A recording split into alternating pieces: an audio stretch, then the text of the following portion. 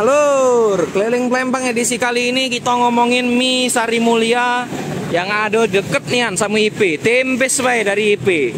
Nah, deket nian Jadi ini mie ayam legend ini. Dari dulu sudah ada mie ayam bakso pangsit sip nian. Aku inget kalau waktu masih kecil dulu zaman sekolah, kalau uang tua aku gajian, entah ayah entah ibu kapan gajian, diajak makan ke Sari Mulia ini. Kalau tidak yang di sini, yang di Megaria. Ada Sari Mulia juga di Megaria. Wah, ida.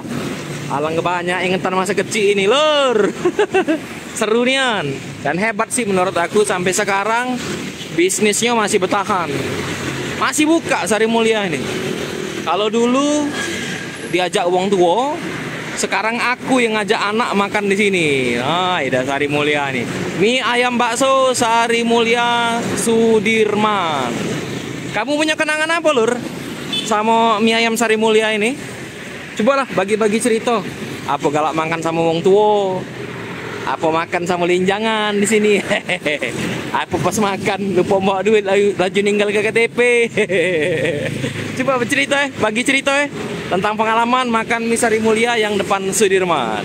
Oke, jangan lupa follow aku ya, subscribe, terus like, komen, dan share. Kayak kita bikin terus konten-konten tentang sudut-sudut yang penuh kenangan di kota Palembang dalam tema keliling Palembang. Makasih lur.